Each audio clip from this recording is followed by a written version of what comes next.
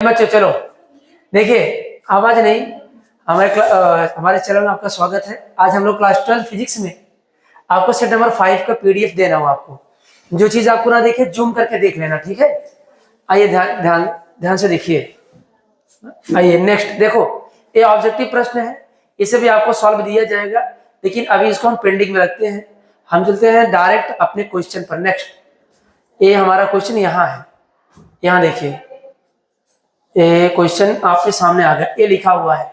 सारे बच्चे ध्यान से सुने। चलो क्या देखेंगे, प्रकाश वैद्युत प्रभाव के लिए आइंस्टीन का समीकरण लिखना है। किसी को याद है? ठीक है। द्रव तरंगों के तरंग दैर्घ्य के डी ब्रॉगली का सूत्र, इसलिए मैंने आपको रोका कि आपको फायदा हो जाए। आपका दूसरा क्वेश्चन है समतल चुंबकीय तरंग के समीकरण, सब एक नंबर ही है, सामने आपको दिख रहा है। प्रत्यावर्ती परिपथ में वोल्ट मीटर का पाठ्यांक 220 वोल्ट है, तो विभव का शिखर मान V is equal to V nought sine omega T पर। क्वेश्चन डायरेक्ट एक नंबर पर शिखर मान वोल्ट दिया है, शिखर मान पूछा है। फिर कह रहा सम विभव पृष्ठ परस्पर परिच्छेद होता है। आप देखते रहो कट भी जाता है। आगे देखो नाभिकीय रिएक्टर का सिद्धांत लिखो। आइए देखते हैं, हम लोग इन क्वेश्चन को पहले देख लेते हैं, फिर हम लोग आगे बढ़ेंगे और देखते हैं किस पेज पर है। इस पेज पर है, यहां देखो ध्यान से। चले आइए बच्चों ध्यान से देखा जाए क्वेश्चन नंबर, मैं का दिमाग वहां चला जाता है। और देखें एक कंटिन्यू। अब पहला क्वेश्चन था आइंस्टीन के समीकरण 1/2mv। बहुत फार्मूला इंपॉर्टेंट है, इसमें न्यूमेरिकल है। 1/2 नोट कर लेना। 1/2mv square maximum is equal to hv nought, Einstein का फार्मूला है। नेक्स्ट द्रव्य तरंगों के तरंग दैर्घ्य के लिए डी ब्रॉगली बहुत इंपॉर्टेंट है। लैम्डा बराबर है h/mv p और h बराबर है h/mv। इसका मतलब यह है कि h इज इक्वल टू, यहां देखो इसको लिख लेना, बस यही है 1/2mv square hv not. Note कर लेंगे। नेक्स्ट आगे चलते हैं हम लोग। बहुत बहुत ढूंढ के आपको लिखना पड़ेगा, बड़ी मेहनत से इसको मैं लाया हूं। द्रव्य तरंगों का तरंग दैर्घ्य के लिए डी ब्रॉगली सूत्र, कुछ नहीं कहानी, लॉन्ग में पढ़ते चले आए। यहां आपका h/mv मतलब p बराबर mv होता है, वो h/mv। नेक्स्ट क्वेश्चन समतल वैद्युत चुंबकीय तरंगों के वैद्युत क्षेत्र का समीकरण E नॉट वही है V nought sine omega T. आपको वैल्यू दिया किस वोल्ट पर तरंग दैर्घ्य की गणना करना है। बच्चों यहां देखो इन्होंने कुछ सॉल्व किया है, बड़ी मेहनत से बच्चों ने सॉल्व किया। V nought is equal to E nought upon C। आपको जहां E नॉट क्या है, वैद्युत क्षेत्र का शिखर मान है, वैद्युत क्षेत्र का शिखर मान। V नॉट होता तो वैद्युत विभव का शिखर मान, I नॉट होता तो वैद्युत धारा का शिखर मान। तो बच्चों यहाँ B नॉट है, यहाँ चुंबकीय क्षेत्र का शिखर मान। यहाँ चुंबकीय क्षेत्र है, यहाँ वैद्युत क्षेत्र है, तो B नॉट लगा है, आप क्लियर समझ पाएंगे। C क्या है, प्रकाश की चाल। उठा के इन्होंने क्या कर दिया, B नॉट की वैल्यू आराम से निकाल लिया और V नॉट की वैल्यू यहाँ उठा के पुट कर दिया। और यहाँ आपको काइनेटिक 500x 1.5 10^11 टेस्ला, और यहाँ बाहर का साइन, इन दोनों की वैल्यू आपको टेस्ला में आंसर दे दिया है। यही आपका आंसर है। नेक्स्ट टॉपिक पर चलते हैं हम लोग, अगले क्वेश्चन पर। देखिए आपके सामने ए लिखा हुआ है। क्वेश्चन नंबर 2 का घ लिखा प्रत्यावर्ती परिपथ में वोल्टमीटर का पाठ्यांक कितना है। वी आरएमएस वैल्यू दिया है, फार्मूला वी नॉट लिख सकते थे वी आरएमएस √2। आराम से वी आरएमएस 220 √2 को वैल्यू रख दिया और मल्टीप्लाई करने के बाद 311.08 वोल्ट। क्लियर है। अभी आप फार्म ओनर लिखिए, बस इतना डाल दीजिए कैसे लग रहा है, क्योंकि लगाने में आपको समझ आएगा। आप आराम से घर पे मेहनत करिए। आ जाओ, हाँ इसको तुम्हारे फायदा की चीज है, सुनना है कान खोल के, दोनों कान खुला। सम विभव पृष्ठ परिच्छेद करते हैं तो उत्तर दीजिए नहीं, मतलब कि कह रहे हैं कारा सही दीजिए, कह रहा है को पृष्ठ पर परस्पर परिच्छेद नहीं करते हैं। दो समविभव पृष्ठ परस्पर परिच्छेद नहीं करते हैं, यदि वे परिच्छेद करते हैं तो कटान बिंदु पर विभव के तो मान होंगे जो संभव नहीं है, साथ ही कटान बिंदु पर विद्युत क्षेत्र की दिशा में एक से अधिक होंगे जो भौतिक रूप से असंभव है। अगला क्वेश्चन 1 नंबर का, इतना बहुत है। नाभिकीय रिएक्टर किस सिद्धांत पर कार्य करता है। बच्चों याद रखना, नाभिकीय रिएक्टर जब वर्ड आ जाए, जान लेना नियंत्रण का काम करता है, कंट्रोल का काम। तो जो परमाणु बनते हैं एटम, उनमें एक इनके नाभिकीय रिएक्टर एक छड़ लगती है, उस क्षण का मतलब होता है कंट्रोल करना। सीधा तुम कुछ मत पढ़ना, एक वर्ड आया है बच्चों इसमें, नियंत्रक। इसको मतलब नाभिकीय रिएक्टर का जो इसी में होता है D2O, भारी नाभिक का यूज करते हैं। भारी जल का जो फॉर्मूला जो यूज किया जाता है, इन्हें कंट्रोल करने के लिए ही किया जाता है। इसका मतलब जिसमें भारी नाभिकों जैसे यूरेनियम 235 विखंडन की ऊर्जा को प्राप्त की जाती है। बहुत अच्छा इन्होंने लिखा। नेक्स्ट क्वेश्चन चलते हैं हम लोग। आपको पीडीएफ देखना है, घर पे खूब मेहनत करना है इसको। अब मुझे कमेंट बॉक्स में बताना क्या हाँ मेरे वजह से आपको कुछ फायदा मिला। आइए यहाँ देखते हैं। 3 का शायद 2 नंबर ही है। लिखा किसी चालक के वैद्युत धारिता से क्या समझते हैं? वैद्युत धारिता कैपेसिटर। तो इसका मतलब चालक की वैद्युत धारिता का मात्रक भी बताइए। बोलो क्या होता है मात्रक? कूलाम प्रति वोल्ट। कूलाम प्रति वोल्ट। किसी चालक की वैद्युत धारिता उस चालक के वैद्युत आवेश संग्रहण करने की क्षमता की माप होती है। मतलब कि उसके अंदर माप किया जाता है किसकी? वैद्युत आवेश को। वैद्युत धारिता के अंदर किसी चालक को आवेश दिया जाता है तो उसके वैद्युत विभव बढ़ने लगता है, जिसे वैद्युत धारिता कहते हैं। Q प्रोपोर्शनल टू V और Q is equal to CV। जो C वर्ड आया है, C, ये C मतलब और कुछ मत समझना, C मतलब यहाँ कैपेसिटर। तो C आपको क्या होता है? Q अपान V। और Q का होता है क्या बच्चों? Q को क्या होता है? कूलाम। और V का क्या होता है? वोल्ट। कूलाम पर वोल्ट। वेरी गुड, इन्होंने पूरा लिखा। एम्पियर पर सेकेंड अपान न्यूटन मीटर। आगे चल करके ही इसका जो धारिता भी आता है, माइक्रोफैरड छोटा है तो उसका क्या बोलते हैं? इसका फैरड। नेक्स्ट, लॉरेंज बल बहुत खतरनाक है। लॉरेंज बल से सवाल दे दिया गया है, F equal to Q V B sine theta. देखो लेंज लॉ, लेंज बल, लेंज नियम और लॉरेंज अलग अलग है ना, क्योंकि दोनों बतिए एक है। ये लॉरेंज है। F is equal to Q V B. Q क्या है? आवेश, V वोल्ट, B चुंबकीय क्षेत्र, साइन थीटा। देखते हैं बंद तो नहीं हो गया। नेक्स्ट आगे 46 मिनट चलेगा बस। प्रश्न अनुसार इलेक्ट्रॉन बिना किसी विचलित हुए गुजर जाता है, जिसका अर्थ उस पर लगने वाला कुल लॉरेंज बल F is equal to 0, F is equal to 0 शून्य होता है, बराबर F सफिक्स E और F सफिक्स B दोनों इक्वल है। वैल्यू उन्होंने उठा के रख दिया, किसका? E की वैल्यू दिया है, B की वैल्यू दिया है और V निकालना है। आराम से तुम्हें यहाँ QVB पे रख देना है, आपका आंसर आ जाएगा। देखते हैं शायद नेक्स्ट पेज पर आपको आंसर दिए होंगे, सॉल्व किए होंगे। ए आ जाइए, कहाँ गया भाई? ओपन हो जा। ए यहां से आपको वैल्यू रख दिया भाई, ऊपर नहीं है। Is equal to E upon B और सॉल्व करने के बाद E की वैल्यू आ गया। E का मान रख दिया है, या आप कॉपी नोट कर लो। V is equal to E upon B कहां से आया? फार्मूला आपको ऊपर से दिया गया। सबसे इंपॉर्टेंट जो आपको बताता था, रिपीट होने वाला क्वेश्चन। देखो अब तुम अगर सेट लगा रहे होंगे ना, कहे हाँ गुरुजी बंधन ऊर्जा फिक्स है, बंधन ऊर्जा अब किस्मत से मनाते और पेपर में आ जाए। चलो, नाभिकीय बंधन ऊर्जा वह ऊर्जा द्रव्यमान क्षति के तुल्य होती है जो नाभिक के वास्तविक द्रव्यमान और उसमें वैद्युत मौजूद न्यूक्लियनों के द्रव्यमानों के बीच का अंतर होता है। इन्हें आपको बंधन ऊर्जा कहते हैं। निर्भरता पढ़ लो भाई। कम द्रव्यमान संख्या वाले नाभिकों के लिए बंधन ऊर्जा प्रति न्यूक्लियन कम होती है। प्रति न्यूक्लियन बहुत वेरी वेरी इंपॉर्टेंट है, इस पर न्यूमेरिकल चलता है। उच्च द्रव्यमान संख्या वाले नाभिक जैसे यूरेनियम के लिए या फिर से कम हो जाती है। अगला क्वेश्चन लिखा बच्चों, मध्य द्रव्यमान संख्या जैसे लोहा, मतलब कि इसका iron A is equal to लगभग समथिंग बराबर है, एटॉमिक नंबर 56 ना शायद, वाले नाभिकों के यहाँ अधिकतम लगभग 8.8 मिलियन इलेक्ट्रॉन वोल्ट, मेगा नहीं मिलियन इलेक्ट्रॉन वोल्ट होती है, जिसे उच्च स्थिरता दर्शाती है। बच्चों हम लोग चलते हैं, समय कम है, अभी हम आपको पीडीएफ दिखा रहे हैं। पीडीएफ के बाद इस पे हम लोग डिस्कशन करेंगे। नेक्स्ट क्वेश्चन आ जाओ। यहां लिखा है ध्रुवित प्रकाश, अध्रुवित प्रकाश, फेमस खूब पढ़ाया। ध्रुवित किसे कहते हैं, अध्रुवित किसे कहते हैं?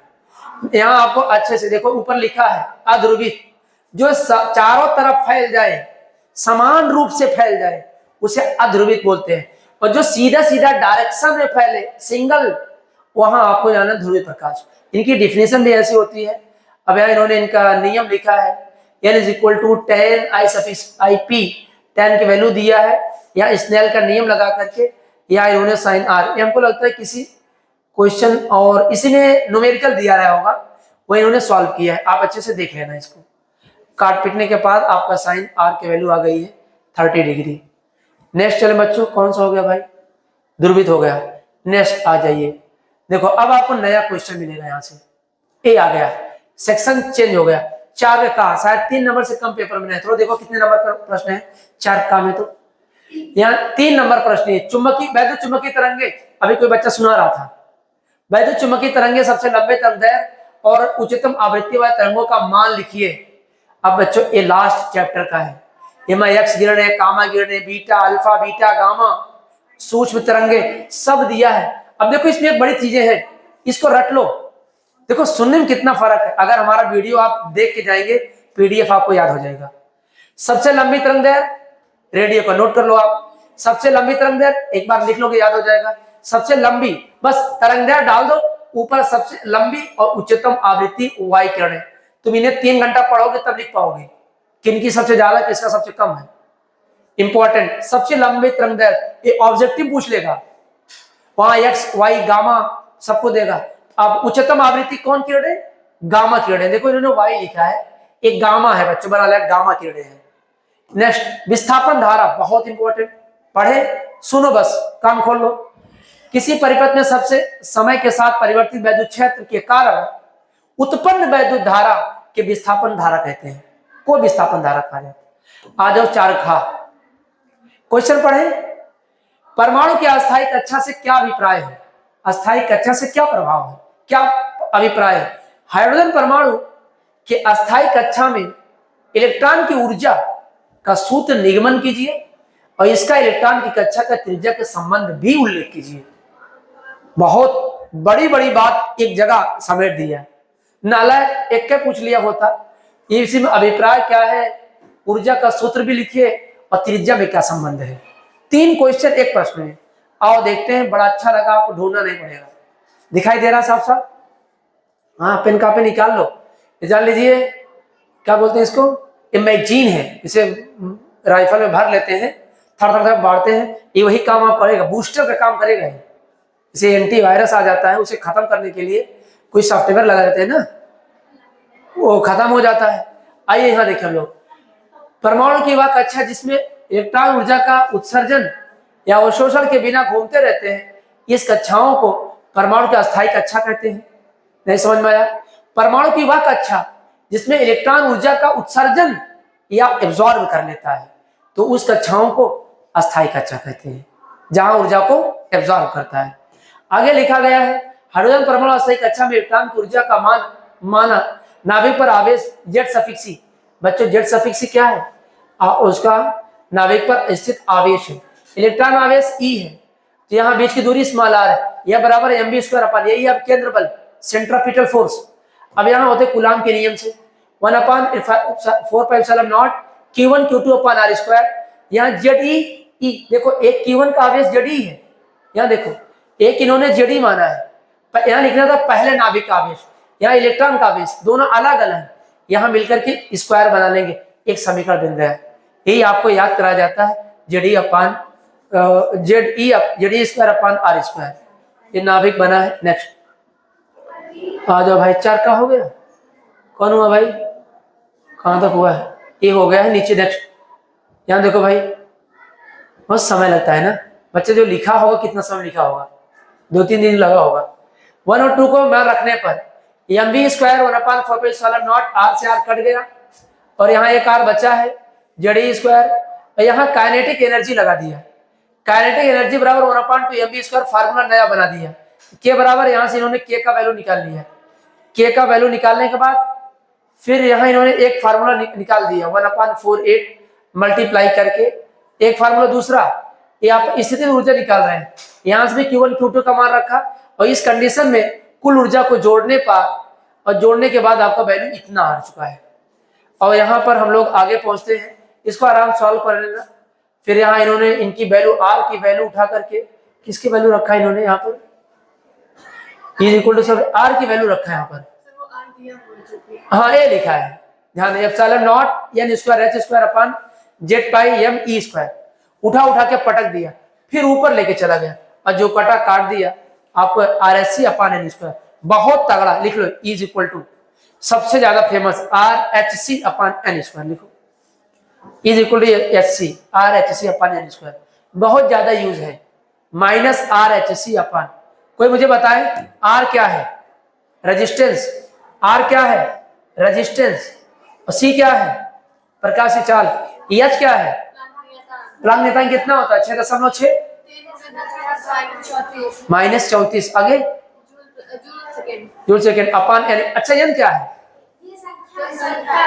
संख्या नहीं है सर, वो क्वांटम संख्या। हाँ, क्वांटम संख्याओं का क्रम संख्या 1 2 3 लिखा जाता है, ऐसे बताएंगे। संख्या है, कौन संख्या? नंबर है। आ जाओ नेक्स्ट।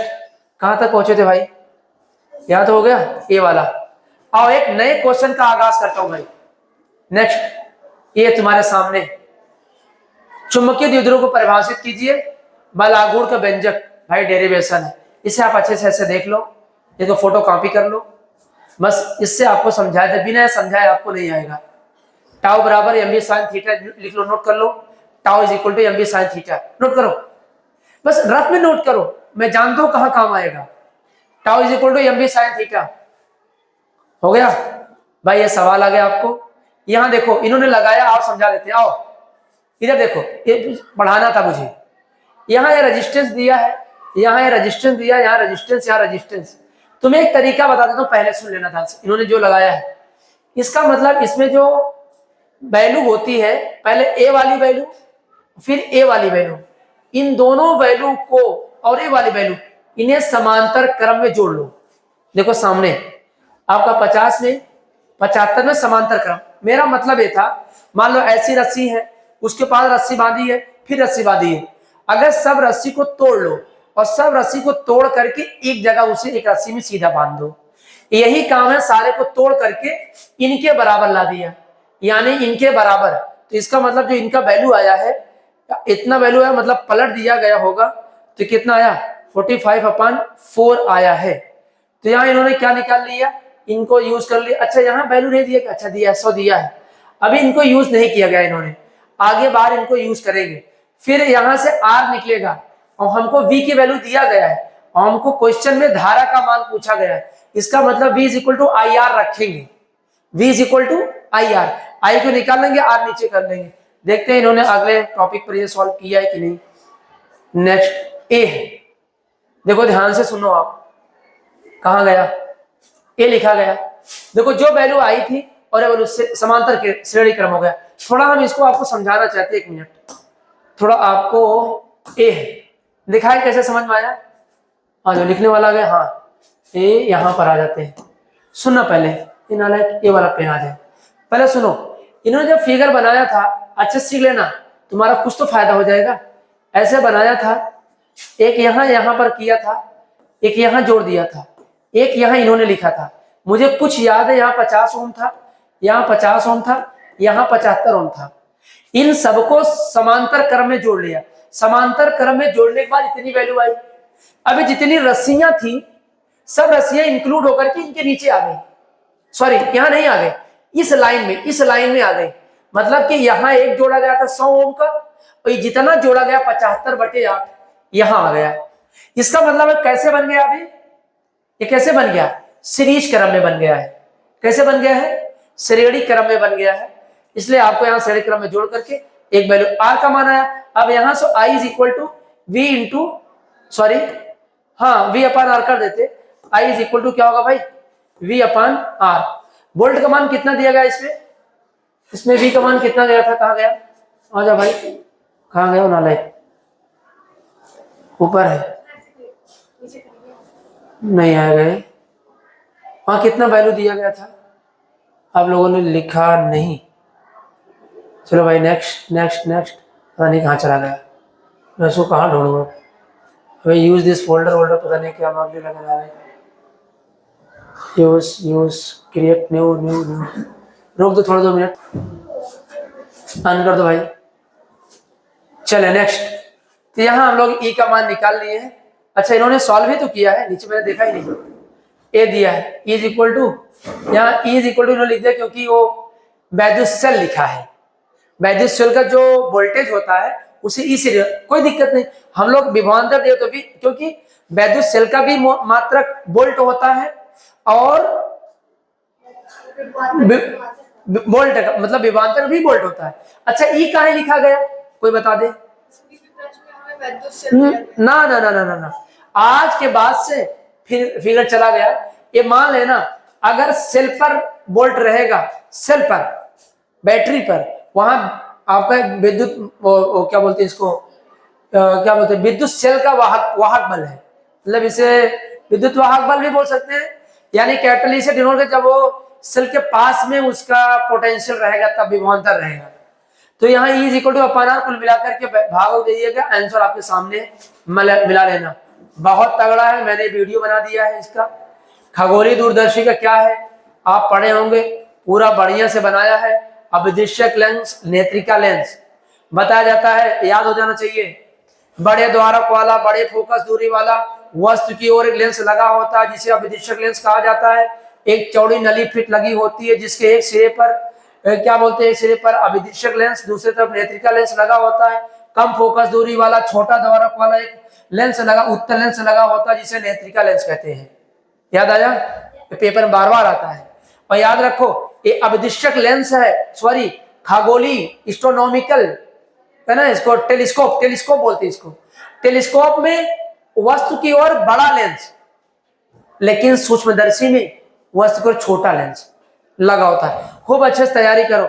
यहाँ बताया जाता है कि जब इसमें एक क्रॉस पिनियन का मेथड होता है, उसको हम खिसका करके इस लेंस को एडजस्टमेंट किया जाता है। फिर इसमें कहानी होती है, माना कि इस लेंस से एक वस्तु ए बी रखी गई है, वस्तु की ओर है, इनका प्रतिबिंब क्या बनता है बच्चों, ए डैश बी डैश बनता है। यहाँ देखो ए डैश बी डैश उल्टा बनता है, इसका मतलब वास्तविक और उल्टा बनता है। अतः ए डैश बी डैश का इस लेंस के लिए वस्तु का कार्य करने लगती है। अतः इनका जो प्रतिबिंब बनता है A double dash B double dash कैसे बनता है, आभासी काल्पनिक बनता है। और ये क्या होता है, ये नीचे रखा है, ये भी नीचे रखा है, इसका मतलब इधर देखो ये सीधा बनता है।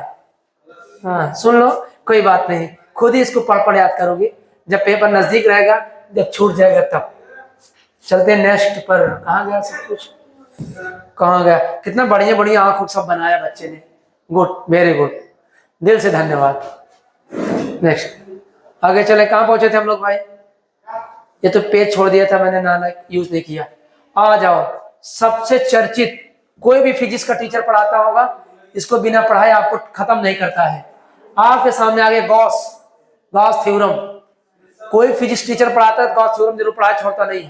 गॉस थ्योरम आ जाओ, याद है, देखो रटा है, पढ़ लो बस। आप लोग घर पे काम करते रहना, मेरा वीडियो चला देना और चल रहा मैं पकपकाता रहूंगा वहां पर, आप सुनते रहना। किसी बंद पृष्ठ से होकर गुजरने वाला वैद्युत फ्लक्स फाइ सफी पी द्वारा प्रबद्ध कुल आवेश का इप्सिलॉन 1 अपॉन इप्सिलॉन नॉट गुना होता है। फाइ सफी सी बराबर क्यू अपॉन इप्सिलॉन नॉट, खत्म गॉस का थ्योरम। एग्जामिनर पढ़ ले, आप बहुत तेज है। क्या हो गया भाई, बहुत शोरगुल हो रहा है, क्या बात है। फिगर आ गया, समतल आवेशित गॉस का एप्लीकेशन में 4-5 लोग हैं हर साल, आप हर सेट में एक डेरिवेशन पा रहे हैं, और इसे हम लोग थोड़ा समझेंगे। क्या लिखा है, चादर के दूसरी ओर एक बिंदु P के समान बिंदु P डैश है, आर पार एक गॉसियन बेलन की कल्पना करते हैं। फिर ये आपका क्षेत्रफल A है, विद्युत क्षेत्र E है, यहां से नोट करते हैं E इंटू डी ए 2 है, 2 कहाँ है यहां से समझ में आएगा, A है, इधर भी आपको निकालना है, इधर भी निकालना है, 2 निकालना है, इसलिए integration E into D A दोनों का आया, और दोनों को जोड़ लेंगे, E दोनों को जोड़ लेंगे। देखो इंटीग्रेशन इन्होंने बता दिया कि A होता है, इसलिए इनको हटा करके EDA लिख दिया, 2EA आ गया है। आगे इसे समीकरण बना के सॉल्व किया गया। थोड़ा समय कम है क्योंकि टाइम इसमें कम दिया गया है ना, यही तो है क्या, शायद यही तो है, शायद कहाँ गया, यही तो था। गॉस के नियम से Q upon epsilon nought, phi suffix E बराबर क्या हो जाएगा, sigma into A upon epsilon nought. अच्छा इनकी वैल्यू हमको पता है 2EA, कट गया, E बराबर सिग्मा अपॉन इप्सिलॉन नॉट, खत्म।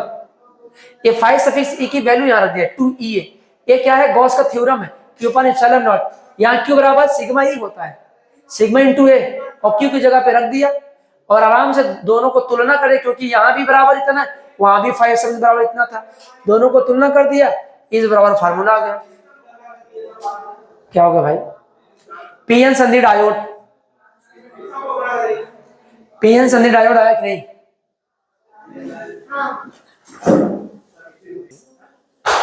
चलिए शुरू है। यहां लिखा पीएन संधि डायोड में उत्क्रम अभिनत का परिपथ आरेख, फिर परिपथ, देखो फिगर बनाना पड़ेगा, फिगर किसका है? संधि डायोड। यहाँ देखो आपको फिगर बनाकर पी क्षेत्र है। अब देखो पी क्षेत्र में कोटर होता है, पी क्षेत्र में कोटर है, एन क्षेत्र में इलेक्ट्रॉन होते हैं। और यहाँ आपको देखो बना दिया गया। अब ये जान लेना, जब इसमें एक करंट से जोड़ दिया जाता है, माइनस से जुड़ा होता है, दूसरा पॉजिटिव से जुड़ा होता है, बच्चों इसे उत्क्रम कहा जाता है। एक होता है आपका कौन? पक्ष वाला, ये माइनस से जुड़ा होता है पी क्षेत्र, और ये क्षेत्र होता है कौन?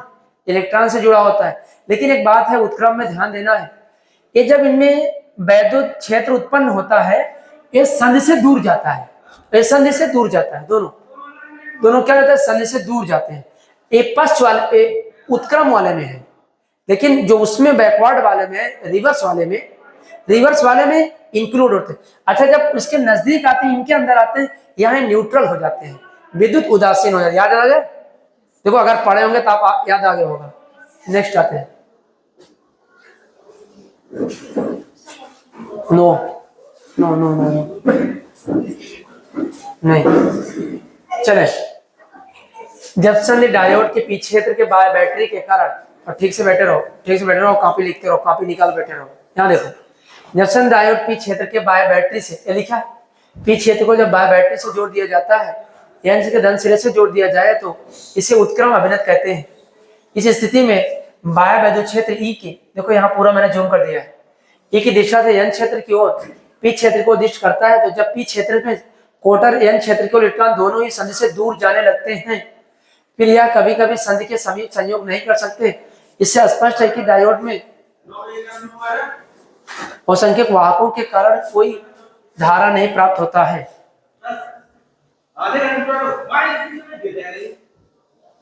आगे चलो, नेक्स्ट।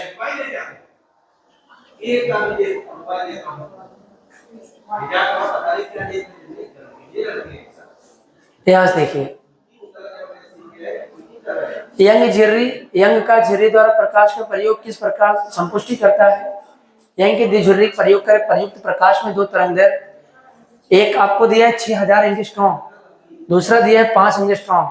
लाइट बंद कर दीजिए, चालू कर दीजिए। क्या साफ दिख रहा है?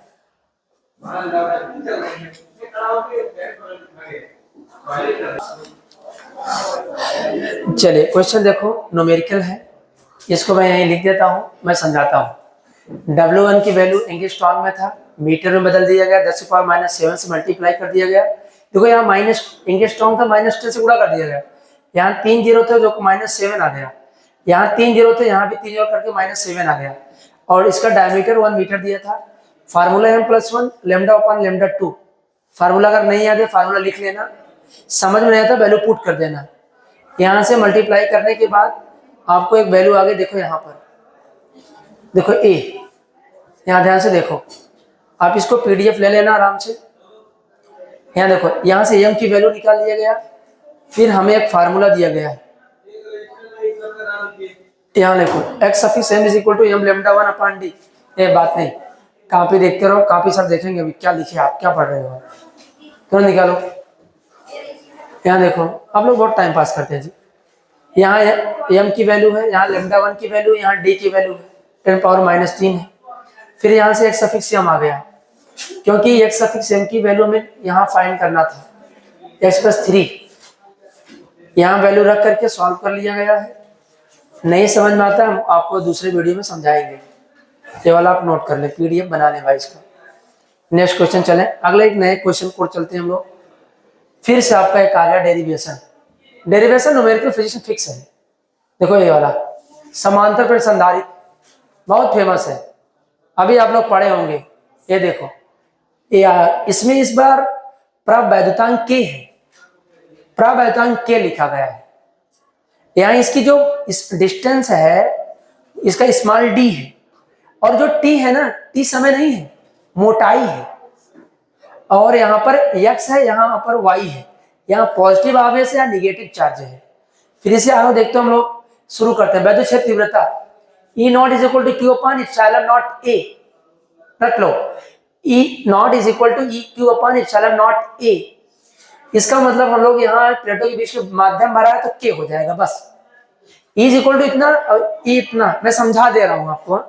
अब दोनों समीकरणों को क्या कर दिया गया, यहाँ जब d माइनस टी हो जाता है, देखो एक प्रावायितांक के खातिर d माइनस टी हो जाएगा और केवल t के लिए ई टी हो जाएगा। फिर बोलो E not is equal to D minus T और is equal to into T.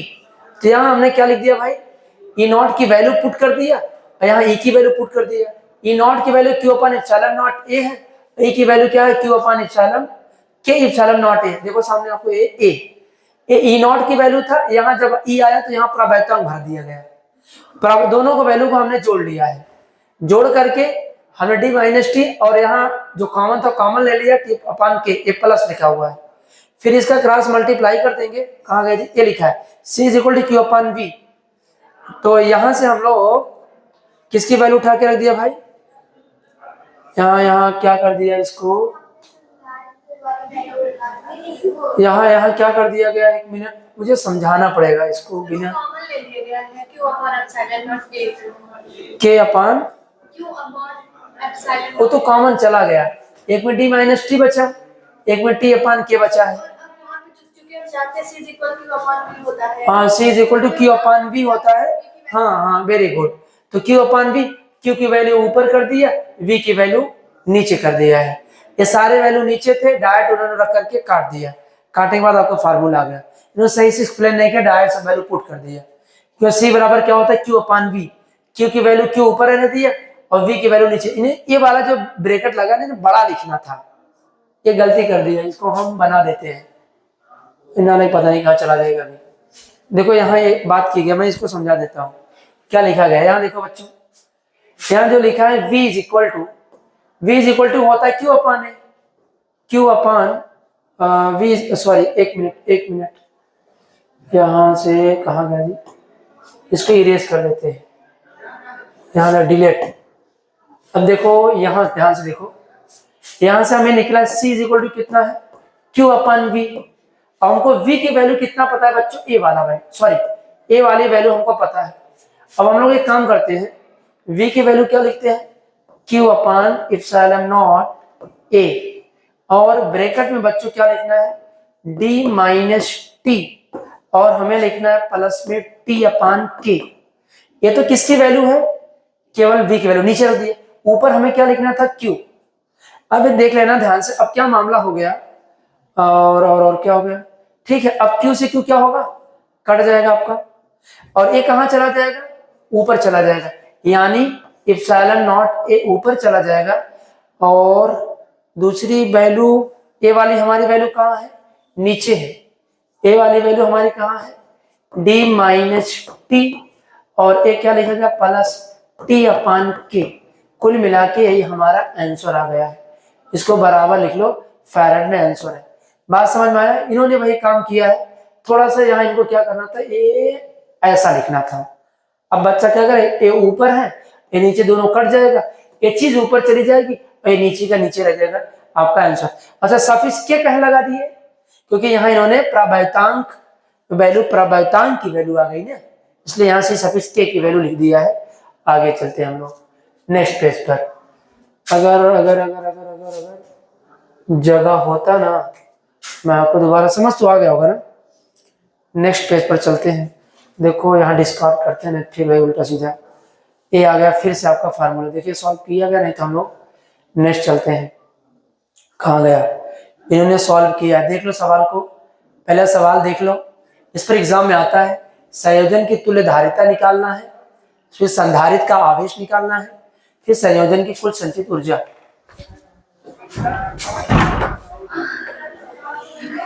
यहाँ देखो, अब आराम से हम लोग क्या, यहाँ भी एक काम करेंगे, यहाँ एक काम खतरनाक है, श्रेणीकरण कहेगा ना तो 1 अपान करके जुड़ेगा, समांतर कहेगा ना तो सीधा सीधा जुड़ेगा, क्योंकि कैपेसिटर में और रेजिस्टेंस में डिफरेंट है, संधारित्र में और प्रतिरोध में डिफरेंट है।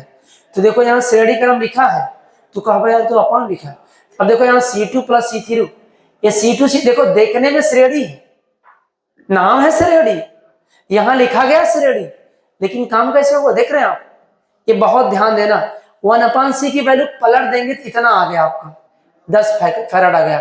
फिर आगे चल के इन्हें समांतर क्रम में जोड़ दिया गया, समांतर को जो सी डैश आ गया है, फिर जितना आया उन्हें C4 में श्रेणी क्रम में जोड़ दिया गया, C डबल डैश आ गया आपका। ध्यान से इसको आपको मैं दे दे रहा हूँ, आप घर पे इसको लगाओ, ना समझ में आता है आप कमेंट बॉक्स करो, मैं आपको PDF देता रहूंगा। इसे जूम कर लेना। और ये क्या लिखा गया, यही है आपका संचित ऊर्जा, कुल ऊर्जा। U बराबर 1/2 CV स्क्वायर, खूब पढ़ाया गया है, 1/2 CV स्क्वायर। C की वैल्यू हम लोग कलेक्ट करके निकाला। देखो यहाँ एक चीज ध्यान देना, तो मैं तुमको बता, यहाँ भी बता दे रहा हूँ फिगर में, ये थोड़ा सा टफ एरिया होता है, पढ़ लेंगे जान लेंगे। देखो ये श्रेणी क्रम में जोड़ा, जब इसको जोड़ा तो एक वैल्यू आ गई, ये दोनों वैल्यू आ गई, फिर यहाँ की जो वैल्यू आ गई उसको अगले वाले में जोड़ लिया, फिर दोनों जुड़ करके एक बन गया, फिर लास्ट में इसमें जोड़ लिया गया। मतलब ये रस्सी अलग अलग है, सब रस्सी को तोड़ तोड़ तोड़ तोड़ करके एक जगह कर लिया गया। इसीलिए सबसे पहले इनको श्रेणी क्रम में जोड़ा, श्रेणी क्रम में जोड़ना, फिर ये समांतर क्रम, क्योंकि ये ऊपर हो जाएगा, ये नीचे ऊपर नीचे होगा तो समांतर क्रम, फिर एक रस्सी बंधी, फिर आ जाएगा लास्ट में समांतर क्रम, जोड़ करके सब जब सीधे सीधे बन गया श्रेणी क्रम आ गया आपका। चलो एक बार फिर से रिकॉल करते हैं। देखो फिर ध्यान, इन दोनों को समांतर क्रम में जोड़ा, क्लियर। पूर्वी देखो, इन दोनों को समान श्रेणी क्रम में जोड़ा, फार्मूला चला, जब ये वैल्यू आ गई तो आपको इनको कैसे जोड़ दिया, समांतर क्रम में। समांतर क्रम में जोड़ने के बाद यहाँ C1 + C2 होता है, तो यहाँ जोड़ने में 20 फैक्टर है। फिर C4 हमारे पास कहाँ है, देखो A है, C4 कितना है, 20 है क्या, शायद है, लग तो रहा है, यहाँ देखो लिखा होगा C4, हाँ 20 है। इन्हें श्रेणी लिखा लेकिन जोड़ा कैसे गया। अच्छा इतना काम क्यों कर दिया गया, क्योंकि हमारा 1/2 CV निकालना था। आप इसे कॉपी कर लेंगे। नेक्स्ट क्वेश्चन में चलते हैं। कितना मिनट हुआ भाई, 7 चलते हैं, 2 क्वेश्चन और है, बहुत बड़ा है लेकिन बहुत मेहनत से लिखा गया होगा। जब आप एक क्वेश्चन ढूंढते होंगे नहीं मिलता होगा, लेकिन यहाँ मिल गया। हाइगेंस आ गया भाई, हाइगेंस तरंग से सिद्धांत कटने वाला नहीं है, हाइगेंस का तरंग सिद्धांत से लिखा गया है। सेट नंबर 4 में क्वेश्चन नंबर 6 में एक क्वेश्चन नंबर आपका हाइगेंस में रिपीट है, बड़ा अच्छा काम कर दिए, कॉपी बचा लिए, टाइम बचा लिए, जाके वहां पढ़ लो। सेट नंबर 4 आप देख लीजिए आकर के। परावर्तन के नियमों की व्याख्या करना है, सेट नंबर 2 के 4 के गा में 2025 में आ गया है। अब अगला क्वेश्चन अथवा में रदरफोर्ड, रदरफोर्ड तुम्हारे क्लास में पढ़ाया, पूरा क्वेश्चन आया है। समस्थानिक, समबारिक, समन्यूट्रॉनिक। समस्थानिक फेमस है भैया, जिसके परमाणु क्रमांक समान हो, परमाणु द्रव्यमान भिन्न भिन्न हो, समस्थानिक। समबारिक क्या होते हैं, द्रव्यमान भिन्न भिन्न, क्लास 10 से पढ़ते चले आ रहे हैं, और इनके द्रव्यमान समान हो, समभारिक। न्यूट्रॉन में न्यूट्रॉनों की संख्या समान हो, याद रखो। न्यूट्रॉन पता कैसे निकलता है, ये बात ध्यान देना, मैं बता दूं कैसे निकलता है, कैसे निकलता है। जैसे मान लो, सुन लो ध्यान से, 8 ऑक्सीजन 16 है, अगर न्यूट्रॉनों की संख्या निकालना है 16 में से 8 घटा देना, 16 - 8, जो 8 आया है ना वो न्यूट्रॉनों की संख्या है। ये मत जाना गुरुजी ये वाला 8 है, ये 8 नहीं है, उधर से ऊपर से नीचे एटॉमिक नंबर से माइनस कर दिए गए, न्यूट्रॉनों की संख्या आ गया है।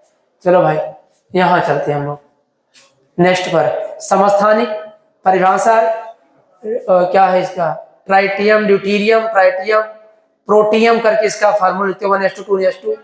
संभारिक, देखो एटॉमिक मास भिन्न भिन्न, और सॉरी इनका परमाणु क्रमांक भिन्न भिन्न, मास समान है 2He3, और सब न्यूट्रॉनिक है जिनमें न्यूट्रॉनों की संख्या समान है।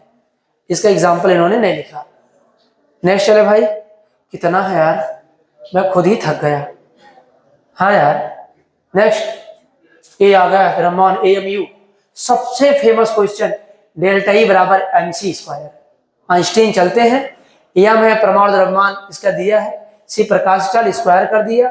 आप इसे सॉल्व करना जानते होंगे तो आराम से डेल्टा E का मान निकाल लेंगे भाई। क्वेश्चन लिखा है, बड़ा शानदार लिखा है, इनको भगवान अच्छे नंबर से पास करे। नेक्स्ट क्वेश्चन आ जाओ, जो देखे उन्हें भी पास किया जाए। एक किरचॉफ का द्वितीय नियम, परिपथ में प्रत्येक बाह्य पाश खंडों में बहने वाली धाराओं और उनके संगत प्रतिरोधों का गुणनफल के बीच घटती योग। देखो संगत धाराओं और उनके बीच घटती प्रतिरोधों का योग गुणनफल = विद्युत वाहक बलों के योग के बराबर होती है। अब इनको आप थोड़ा और बढ़ा के लिखिए, कम लिखा है, इस पर फार्मूला आ गया है, न्यूमेरिकल है, यहाँ रोक देता हूं, आप स्क्रीनशॉट ले लीजिए। ठीक है, और किनारे हो जाओ। ए आप नोट कर लेना और मैं थोड़ा और बढ़ा देता हूं, यहां से नोट कर लेना। स्क्रीनशॉट ले लीजिए, आराम से बैठ के लगाओ, फिर इसको आप देखो। यहां आपका आंसर आ गया, आर की वैल्यू। बहुत बेहतरीन उन्होंने लगाया है। Next question, last. अरे यार कितना है, आ जाओ। क्वेश्चन नंबर 9, मैं खुद हो गया। फिर दर्जा ऊर्जा बैंड, ऊर्जा बैंड नहीं छोड़ने वाला चालक अर्ध चालक ए है। इन्होंने बड़ा बेहतरीन लिखा है, सब बगल में लिख दिया। यहां देखो ओ बैंड नहीं है, यूं कहते हैं कम धारा प्रवाहित हो, ज्यादा धारा प्रवाहित हो, अर्धचालक कम प्रवाहित हो, नहीं है। ये ऊर्जा बैंड के आधार पर है। मैं तुम्हें समझाना है चाहता हूं, लिखा देखो कैसे। वे पदार्थ होते हैं जिनका संयोजी बैंड व चालन बैंड, ऊपर वाला चालन बैंड है, नीचे संयोजी बैंड है। अब देखो ऊपर वाला चालन बैंड, नीचे संयोजी बैंड, एक दूसरे के अध्यारोपित हो। इन बैंडों की स्थिर ऊर्जा बैंड की चौड़ाई लगभग नगण्य होती है। इनकी बैंड, इनकी जो चौड़ाई बीच में है, इनकी क्या होगी, कम होगी। लेकिन बच्चों आ जाओ, देखो अब तुम्हें समझ में आ जाएगा अर्धचालक में क्या है। देखो ए कह रहे कमरे के ताप और चालक हुए पदार्थ हो जिसमें संयोजी बैंड आंशिक रूप से भरे होते हैं, इनके बीच निश्चित ऊर्जा का लगभग कोटि कम होता है। उसमें नगण्य था, इसमें बंद क्या, यहाँ ए वाली वैल्यू बता रहे हैं कम है। अगला इनमें देखो, इनमें चालन वाले में देखो क्या लिखा है, कुचालक हुए पदार्थ जिसमें ऊर्जा गैप लगभग 5 इलेक्ट्रॉन वोल्ट का होता है, इसमें चालन बैंड ऊर्जा ई नहीं पहुंच पाता है। इसमें देखो बहुत दूर आपको दिख रहा है, करीब 5, यहां नगण्य था, यहां कुछ हद आया, लेकिन यहां मगल ही है। यहां देखो, यहां आ जाओ। अर्धचालकों में बहुत कम होती है। डोपिंग चालक के नियंत्रित करने का बढ़ाने का तरीका आवश्यक है। डोपिंग शब्द आया है, जूम कर दे भाई, लो। अब नेक्स्ट ये आपका न्यूमेरिकल है भाई, जनरल डायोड का फार्मूला, आप इसको याद कर लो।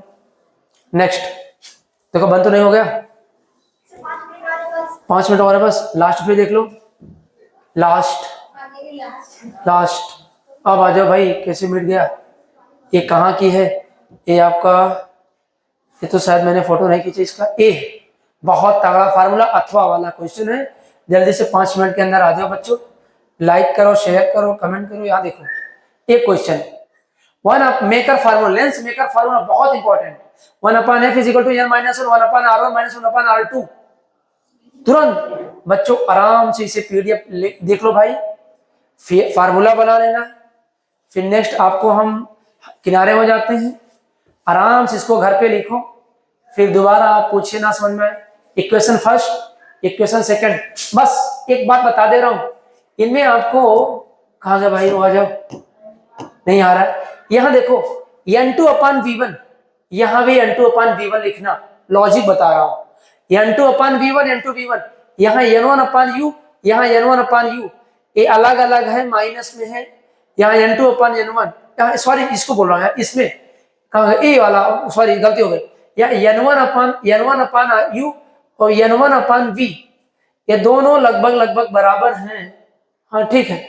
और यहाँ n2/v माइनस अपन टी, v माइनस टी क्या है आया, ए है, क्योंकि पूरी दूरी v माइनस था और इसकी मोटाई t थी, तो भाई अगर इतनी दूरी निकालना होगा तो माइनस करेंगे ना, तभी तो आएगा, इसलिए यहाँ माइनस किया गया। यही बताना जरूरी था कि यहाँ माइनस क्यों होगा। दोनों इक्वेशन को जोड़ लिया गया, जो कट रहा था काट दिया। ये काटने वाला दिमाग ज्यादा रखना, और काटने के बाद आपका फार्मूला ए बन चुका है। नेक्स्ट पेज पर आपको भगा देते हैं, जल्दी से यहाँ आ जाओ। इस तरह से आपका सेट नंबर 5 कंप्लीट होता है बच्चों, ये नोट कर लो। अगर आपको मेहनत मेरी अच्छी लगी हो, आप कमेंट करो, लाइक करो, और हम आपको और प्रोवाइड करते रहेंगे। हाँ ठीक है, दिखाई दे रहा है, बड़ी मेहनत से इसको मैंने बनाया है। लाइक करो, कमेंट करो, सब्सक्राइब करो, लोगों को बताओ कि छोटे मोटे टीचर आए हुए हैं, वो हमें आपको बहुत हेल्पफुल के लिए पीडीएफ दे रहे हैं। आप इसे जो है हमेशा देखते रहिए और हमको भी मोटिवेट करते रहिए। धन्यवाद।